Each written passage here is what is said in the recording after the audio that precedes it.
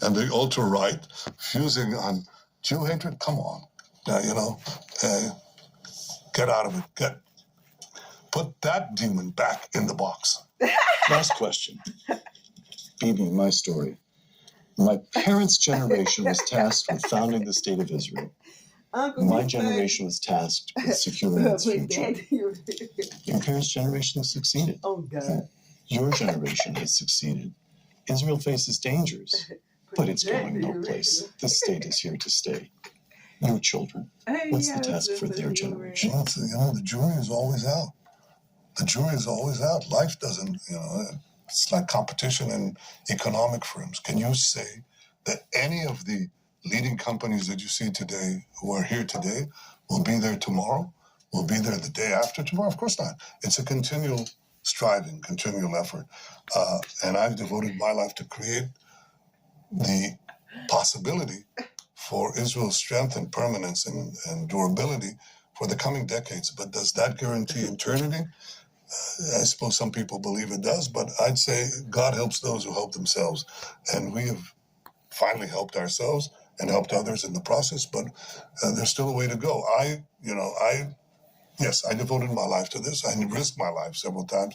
We didn't talk about it, but in my early years, which I describe here, I served in an elite unit and had several brushes with death. I nearly drowned in a firefight in the middle of the Suez Canal. I was wounded while rescuing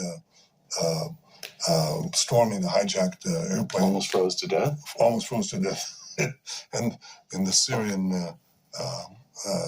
in Syria, the Syrian Golan Heights, their side of it, I was bitten by a scorpion. I nearly ran with my Jeep as a young officer into a Phantom jet was taken off, exactly as you see in the movies, and lived to talk about it. Was not jailed, should have been, for it, but because I was an officer in a special unit, they let me go. I was preparing a special operation. So I had all these brushes with death, and then I had 2 brushes with political death. I mean, I lost in 1999 after my first term as as the prime minister, and that's it. That's the end of Netanyahu. I was 50 years old. Well, I was eulogized then.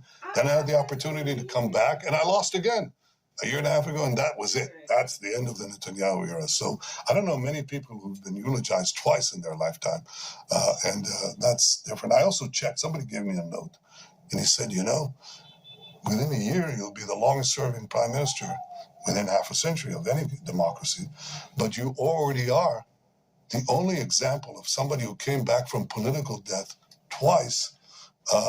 Churchill came back once, Rabin came back once, there are other examples, but they checked when was the last time that somebody came back from political death twice. And according to them, it's 75 years ago, somewhere, I don't know, in Sweden or Denmark or somewhere like that you actually came back twice. So what is this for? It's not for power. Power for power's sake is boring. It's absolutely uninteresting. The machinations of politics, if you're a policy wonk like me, which is what I am, it's really what I am, then I'm in politics for policy.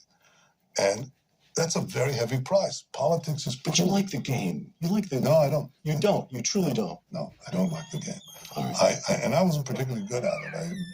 I became good at it because I realized that I could not carry out my life's mission of protecting Israel unless I went into the messy bog or climbed Disraeli's greasy pole of politics. But I came for a purpose. And if you don't have a purpose, you have to be absolutely crazy